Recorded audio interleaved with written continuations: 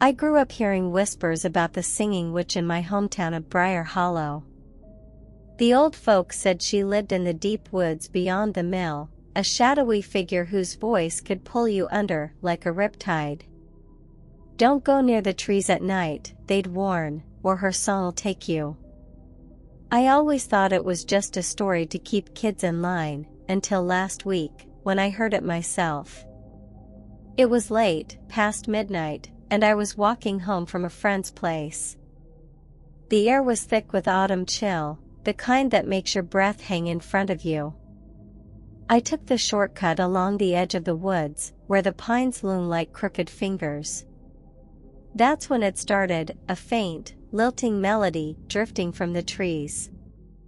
It wasn't words, just a hum, low and hypnotic, curling around me like smoke.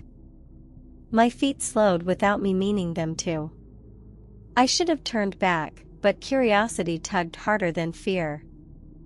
I stepped off the path, the song growing clearer, pulling me into the dark. The wood swallowed me fast. The pines pressed close, their needles crunching under my boots, and the moonlight barely slipped through the branches. The song was louder now, weaving through the trees, a woman's voice, soft but sharp, like a blade wrapped in silk. My heart thudded, but I couldn't stop. It felt like the melody was inside me, threading through my veins. I pushed past a tangle of thorns and stumbled into a clearing. There she was, the singing witch.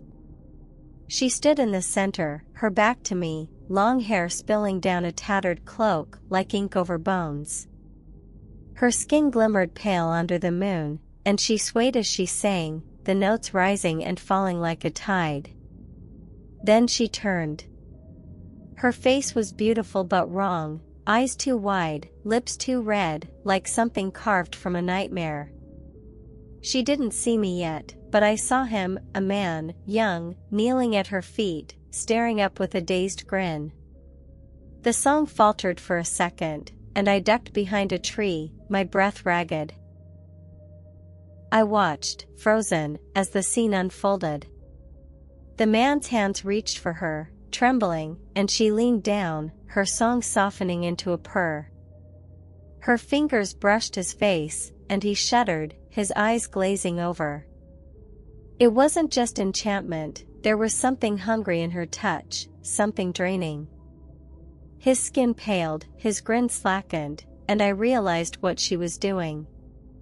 She wasn't just luring him to his doom, she was feeding on him, pulling his life through her song and her touch. Not murder, not exactly, but worse. I should have run, but my curiosity held me there. She kissed him, slow and deliberate, and his body arched like he was caught in ecstasy. When she pulled back, he collapsed, still breathing but hollowed out, a shell of himself. She straightened, her glow brighter, her song stronger. Then her head snapped toward me. Those wide eyes locked onto mine, and the melody shifted, sharper, insistent, calling me. I bolted, branches clawing at my arms, her voice chasing me through the trees. I didn't stop until I hit the edge of the woods, gasping, her song still ringing in my ears. I couldn't shake it. The next day, I dug into Briar Hollow's history at the library. Old journals told the story, a woman named Mara, spurned by the town's men centuries ago, cursed to wander the woods. She'd turned her pain into power, her voice into a weapon. Men went missing over the years, travelers, loggers, fools drawn by her song. The twist wasn't death, it was lust, her way of stealing their energy, leaving them alive but broken.